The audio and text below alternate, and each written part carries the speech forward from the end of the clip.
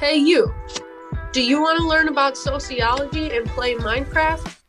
Well, boy, have we got the opportunity for you. Join our experts and learn how to apply sociological concepts using the three sociological perspectives to understand the mob-rigged world of Minecraft. To start us off, let's visit a village. I'm Beetroot, by the way, and I specialize in symbolic interactionism, the sociological discipline that examines society on an interpersonal basis, focusing on symbols and meaning on the individual level.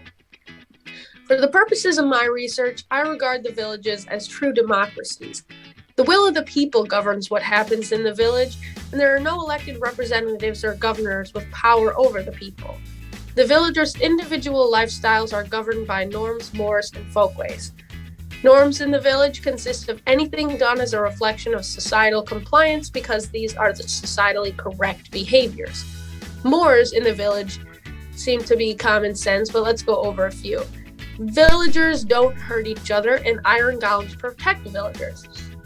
These norms exist without moral underpinnings. They are the morally right things to do to keep peace in the village.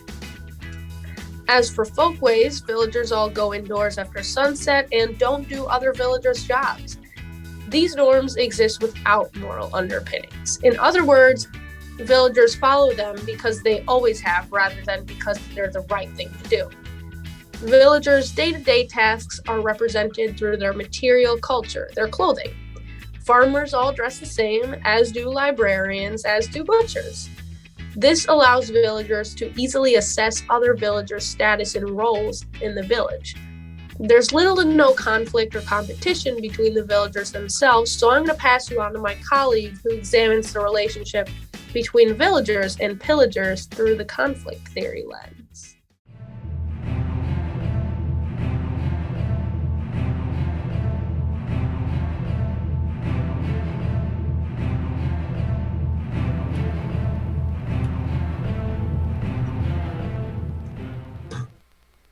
Oh, hey, I'm Dr. Schlegel. You must be Beetroot's friend. I'm a conflict interactionist, and I examine society as a competition for scarce resources and power. If you look ahead, there's an outpost. From here, you can see the pillagers preparing for battle. Through their fear tactics and intimidation, the captain, holding the flag, keeps their troops in check. Other than that, there's not much stratification amongst different types of pillagers. Considering their sole purpose of existence is to take over villages, one could imagine this dynamic is quite hostile. As a conflict theorist, I believe that pillagers enforce their dominance and power by force. As opposed to the villagers who live in a somewhat harmonious society, the two groups clash in terms of their way of living. This is a direct result of the lack of socialization and persisting discrimination, which is what has caused this conflicting relationship. The pillagers dread the villagers because of their alienation, and as retaliation, all they wish is to seek havoc upon living forms of life. Well, I think that's enough for now, considering we don't want to get too close. I'll send you off to another colleague of mine.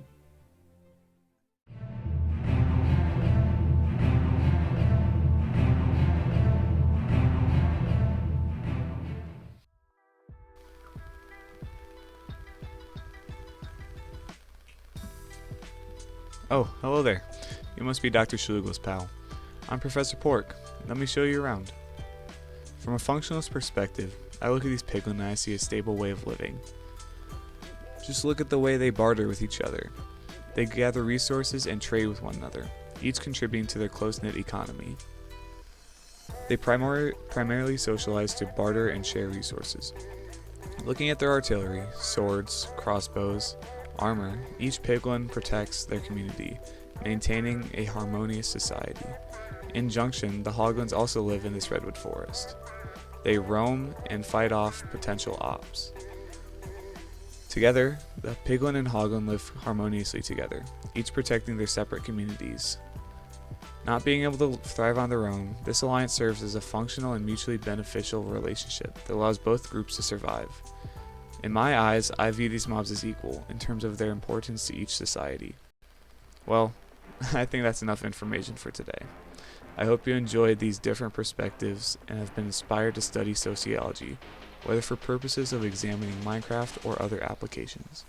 If you wish to learn more, enroll in the sociology class to further expand your knowledge of sociology as a whole, but also more about Minecraft mob dynamics.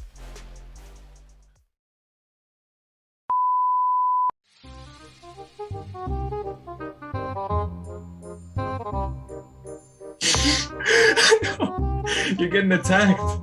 Oh no. So okay, hold on. Put me in Hold survival. Years. Moors in the village seem to be common sense, but let's go over a few. Villagers don't hurt each other, and iron golems protect villagers. Sorry.